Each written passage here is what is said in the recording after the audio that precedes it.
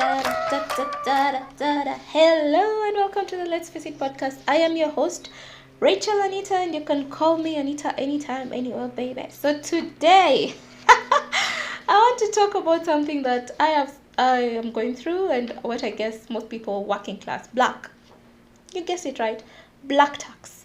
So today we want to talk about black tax. And if you don't know what black tax is, you're very lucky. Count yourself one of the happiest and very easygoing people around, because black tax is really doing that thing to us these days. It's not even joking. So what is black tax? Hey, tukienda pale Google, when we go to Google, we realize a quick definition is black tax is a term for financial support that a professional or entrepreneur, not this, of color is obliged to provide to their families, underline the word obliged, on a continuous basis outside of their own living expenses. Let me break it down for you. First, it is financial, ni pesa. It is the money we have to give out, okay? Secondly, it is for a person, it is related to the person of color. That means if you're black, Hispanic, we totally understand what black tax is, okay? And third, you're obliged. It is not do you feel like, or do you not feel like. It is, you have to take care of your people. We are we are raised to know that we have to take care of it, which is a fantastic thing, actually. Fantastic thing about us African communities. I think we really can't see someone suffering and just, walk away and act like nothing is going on, But we are obliged to provide for the family on a continuous basis. This means it's not a one-off payment. It is not a one-off payment, my friends. You have to continuously do it whenever needed outside of their own living expenses. So mark this. Apart from just paying your own rent, making sure you have your own food, your own clothes, and your own everything, you have to do that again from the top for your family. Okay, so today I'm not saying that black tax is necessarily bad. All I'm saying is in some instances, it's really blown out of proportion. And you wonder, how are these people surviving? If when someone even gets to the stage of being depressed because they're like, hey, my fam needs this and I can't, you almost feel like at some point you're paying for their love. Because I even have a friend who says the way he is greeted at the gate at their home depends on how many shopping bags he has walked in there with. So it's that bad for some people, not everyone. If you don't support your family, what are you doing? You cannot be here in Nairobi slaying and all those things, and your mother is back at home. She cannot even have sugar for her tea. Yes, you understand where I'm going with this. So how racist is black tax? I mean, do you know how funny the fact that we are literally there in the name black tax? It's a tax that black people pay on top of the tax that the government makes us pay because of blah, blah, blah, blah, blah. So for another way I look at it is like it's a generational curse or blessing, whichever floats your boat, okay? The thing is, we grew up seeing our families. I grew up, my grandmother raised me, and you would see how your uncles are expected to take care of your grandparents, your parents are expected to take care of your grandparents. You grow up knowing if there's a child in the community somehow, someone has to, like, that's why I usually say there's no adoption in Africa. I know there is technically, but what I'm saying is, in Africa, if we have a child and they're just out there, let's say their parents pass away sadly for one reason or another, hardly do we give up that child. Hardly. Personally, I have 2 adopted daughters. Imagine, at my age, I have 2 adopted daughters. And it's not even funny. You have to take care of the people in your family. You have to make sure, and especially if you're in a position to do it. Get me right? Because even you, maybe you're out there, you also need support. But instead of supporting you, they're drenching you even more and derailing you and making the situation even worse for you. We have to learn where to make the boundaries, okay? I have no problem with helping out family. Like I said, I do it. I pay my black tax to the max plus tax on top of that tax times tax, and that's okay. And in such cases, they say when a child is a blessing. In Africa, you get where I'm going with this. So the child might literally end up being a cash cow if we are not careful with how we treat this person, with how we are asking for the money and everything. Sometimes we're just there asking, and it's a bit difficult for some people. So being born black, especially in Africa, means, well, for most of us, a life surrounded by family and essentially being helpful to that family. I don't think, rarely do I meet African children who do not understand the concept of family, do not understand the concept of helping each other. So, well, it is a great service to the community, and that's how most of us were raised. But is this something that we should allow to limit us? For example, let's say someone is making X amount of money, and with that X amount, they can only pay their rent, take care of the kids, and blah blah blah. But back at home, I'm sorry for using this. I have a friend who was supporting their father to run for MCA. I was just like, you know what? Hata sina nguvu. I do not have energy for this. You are here in Nairobi. Can you imagine that? Do you know how much people spend during elections? And you're there being blackmailed. Just tell me honestly, is this really right for parents to do? Again, let's Pastor Rachel get into the building. So Pastor Rachel is here. Remember that verse in the Bible which says, children, obey your parents, okay? I'm very okay with that part. I don't have a problem. The part which people tend to forget is, and parents, do not provoke your children into anger. So you're there, surely, my dear brethren, you're there asking your child to support you for an MCA bidding. This person has kids. This person is... Anyway, it is sad. It is very sad. And the other thing about black tax is you'll notice it starts at a very young age. I don't know if it's the cycle of poverty in Africa that maybe makes us do these things, because I totally understand. Okay, there are two ways to look at it. Yes, we are poor. You're the only person who has a job. Please provide for us and help us, and encourage us to maybe get to the level you're at. But the other point is, if this one person is the one person providing for the whole family, honestly, how will they break the chain? How will they break the chain? See, even then they'll just come down back to the same level you're at. One of my favorite sayings is that the only way to be rich or to remain rich is by making sure everyone around you is rich. Think about it. Think about that. And I know, firstborn daughters, hello. How are you doing? How are you breathing? You okay?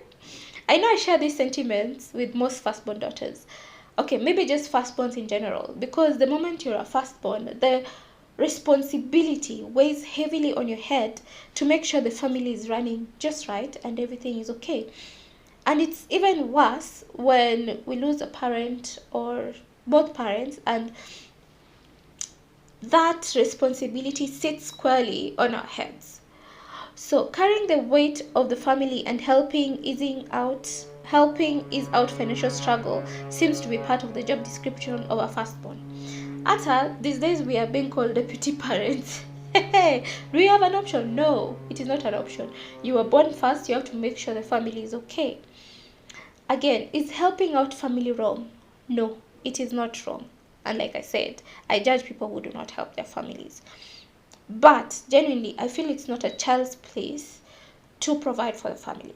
This is one thing I always tell myself as well. If God blesses me enough, I hope to never be a financial burden to my child, to the point like my child is almost depressed, just thinking, oh God, where do I get this money? If I don't get this money, probably I won't be loved back. Probably I won't, be meaningful to my family. And like I said in my podcast, the episode on poverty mentality, is that with or without money, remember who you are, and you should be accepted. You're still worthy, you're still valuable, and you're still lovable.